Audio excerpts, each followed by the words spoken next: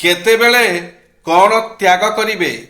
ବ୍ରାହ୍ମ ମୁହୂର୍ତ୍ତରୁ ଉଠିବାରେ ଆଳସ୍ୟ ତ୍ୟାଗ କରିବେ। ଖାଦ୍ୟ ପ୍ରତି ଲାଳସା ତ୍ୟାଗ କରିବେ। ପିତା ମାତାଙ୍କ ସେବା ପାଇଁ ଅବହେଳା ତ୍ୟାଗ କରିବେ। କର୍ତ୍ତବ୍ୟ କର୍ମରେ ହେଳାକୁ ତ୍ୟାଗ କରିବେ। ଈଶ୍ୱରଙ୍କୁ ପ୍ରାର୍ଥନା କଲାବେଳେ ସାଂସାରିକ ଭାବନା ତ୍ୟାଗ କରିବେ। ଦାନ ସମୟରେ ଲୋଭକୁ ତ୍ୟାଗ କରିବେ। ମୃତ୍ୟୁରେ ଶୋକକୁ ତ୍ୟାଗ କରିବେ। ନ୍ୟାୟ ପାଇଁ ଲଢ଼ୁଥିବା ବେଳେ ଭୟକୁ ତ୍ୟାଗ କରିବେ। ଦେବତାଙ୍କୁ ପୂଜା କଲା ସମୟରେ କାମନାକୁ ତ୍ୟାଗ କରିବେ। ସାଧନା କଲାବେଳେ କୋଳାହଳକୁ ତ୍ୟାଗ କରିବେ। ରୋଗରେ ପଡ଼ିଥିବା ବେଳେ ଅପଥ୍ୟାକୁ ତ୍ୟାଗ କରିବେ। ଶରଣାପନ୍ନକୁ ରକ୍ଷା ପାଇଁ ଜୀବନକୁ ତ୍ୟାଗ କରିବେ। ବିପଦ ବେଳେ କାତରତା ତ୍ୟାଗ କରିବେ। ଅତୀତ ଘଟଣା ପାଇଁ ଦୁଶ୍ଚିନ୍ତାକୁ ତ୍ୟାଗ କରିବେ। ପ୍ରହରୀ କାର୍ଯ୍ୟରେ ନିଦ୍ରାକୁ ତ୍ୟାଗ କରିବେ। ଜୀବନକୁ ଉପଭୋଗ ପାଇଁ ଗର୍ବ ଓ ଅହଙ୍କାର ତ୍ୟାଗ କରିବେ। ସ୍ତ୍ରୀ ବିଟପି ହେଲେ ସୁସମ୍ପର୍କ ତ୍ୟାଗ କରିବେ। ପୁତ୍ର ଅବାଧ୍ୟ ହେଲେ ମମତା ତ୍ୟାଗ କରିବେ। ଦେଶ ପ୍ରେମ ଏପରି ବି। ସ୍ୱାମୀ ବିବେକାନନ୍ଦ ବିଦେଶ ଭ୍ରମଣରେ ଥିଲେ। ଯେତେବେଳେ ସ୍ୱଦେଶ ଫେରୁଥିଲେ ସେ ଏକ ଫଳ ବିକ୍ରେତା ଠାରୁ କିଛି ଫଳ କିଣିଲେ। ଫଳ ବିକ୍ରେତା ଜାଣିଶୁଣି ତାଙ୍କୁ କିଛି ଖରାପ ଫଳ ଦେଇଦେଲା। ଗୋଟିଏ ପିଲା ଏସବୁ ଦେଖୁଥିଲା। ସେ ସ୍ୱାମୀଜୀଙ୍କୁ ନିବେଦନ କଲା, ଆପଣ ଖରାପ ଫଳ ମୋତେ ଦେଇଦିଅନ୍ତୁ, ଆଉ ତାର ଯାହା ବି ମୂଲ୍ୟ ହେଉଛି ମୋ ଠାରୁ ନେଇ ନିଅନ୍ତୁ।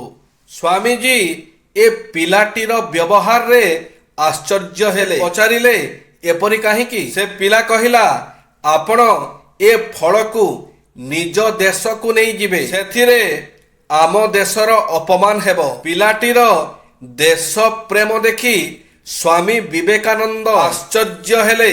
ସେ କହିଲେ, ଦେଶ ପ୍ରତି ତୁମର ପ୍ରେମ ଦେଖି ଗର୍ବିତ। ତୁମ ଦେଶର ନିନ୍ଦା ମୋ ଦେଶରେ କରିବି ନାହିଁ। ଏ କଥା କହିବି କି ଏ ଦେଶର ପିଲା ଦେଶପ୍ରେମୀ ଅଟନ୍ତି। ମହାତ୍ମା ବୁଦ୍ଧଙ୍କର ଶିକ୍ଷା।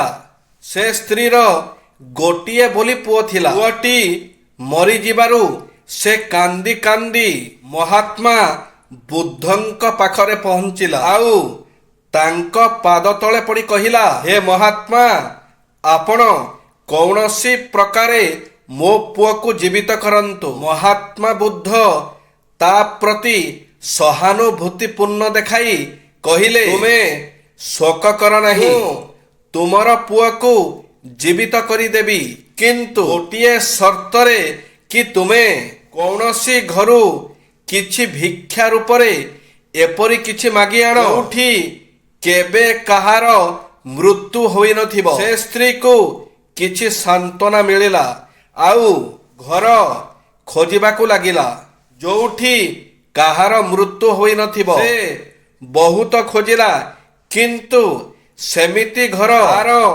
ନଜରରେ ପଡ଼ିଲା ନାହିଁ। ନିରାଶ ହୋଇକରି ମହାତ୍ମା ବୁଦ୍ଧଙ୍କ ପାଖକୁ ଆସିଲା, ଆଉ ମହାତ୍ମା ବୁଦ୍ଧଙ୍କୁ ଅବଗତ କରାଇଲା। ସେତେବେଳେ ବୁଦ୍ଧ କହିଲେ, ଇଏ ସଂସାର ଚକ୍ର ଅଟେ। ଏଠିକି ଯିଏ ଆସେ ତାକୁ ଦିନେ ଅବଶ୍ୟ ଯିବାକୁ ପଡ଼େ। ତୁମକୁ ଏ ଦୁଃଖକୁ ଧୈର୍ଯ୍ୟର ସହିତ ସହ୍ୟ କରିବା ଦରକାର। ଦୁନିଆରେ ସବୁଠାରୁ ଯଦି କିଛି ଭଲ ଆଲାରାମ ଥାଏ, ସେ ହେଉଛି ଆମ ମା। ଆମେ ଯଦି ତାକୁ ସକାଳ 7ଟାରେ ଡାକିବାକୁ କହିଥାଉ, ତେବେ ସେ ସକାଳ 6ଟାରେ ଡାକି ଦେଇଥାଏ। ଆଉ କହେ, ବେଟା ଶୀଘ୍ର ଉଠିଯା, 8ଟା ହେଇଗଲାଣି।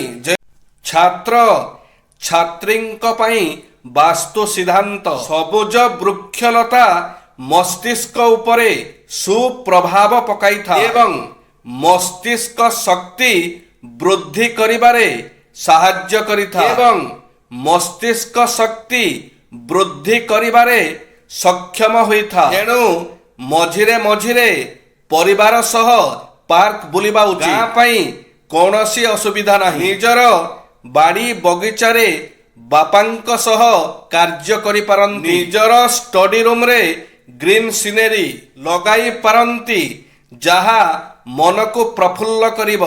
ଷ୍ଟଡି ରୁମରେ ଛୋଟ ରେଡିଓଟିଏ ରଖିପାରନ୍ତି। ସମୟେ ସମୟେ ବୋର ଲାଗିଲେ ସଫ୍ଟ ମ୍ୟୁଜିକ ଶୁଣିପାରନ୍ତି। ଷ୍ଟଡି ଟେବୁଲ ଉପରେ ଗୋଟିଏ ଗ୍ଲୋବ କିମ୍ବା ଆଟଲାସ ରଖନ୍ତୁ। ଯେତେବେଳେ କୌଣସି ନୂଆ ସ୍ଥାନର ନାମ ଶୁଣିଲେ କିମ୍ବା ଚର୍ଚ୍ଚା ହେଲା, ନିଶ୍ଚିତ ଭାବେ ଗ୍ଲୋବ କିମ୍ବା ଆଟଲାସ ବାହାର କରି ସେ ସ୍ଥାନଟିକୁ ଦେଖନ୍ତୁ। ଫଳରେ ସେ ସ୍ଥାନ ସମ୍ପର୍କରେ ଅଧିକ ଧାରଣା ହୋଇପାରିବ। ଏପରି କିଛି ଦିନ କଲା ପରେ ଦେଖିବେ କୌଣସି ସ୍ଥାନ ସମ୍ପର୍କରେ ଭିଜୁଆଲାଇଜ କରିବା ଅଧିକ ସହଜ ହୋଇପାରୁଛି। ବିଶେଷ କରି ଭୂଗୋଳ ପାଠ ଅଧ୍ୟୟନ କରିବା ପାଇଁ ଆଗ୍ରହ ବୃଦ୍ଧି ପାଇବା ସହ ଅତି ସହଜ ଓ ସରଳ ଲାଗିବ। ଜୟ ଶ୍ରୀ ଜଗନ୍ନାଥ।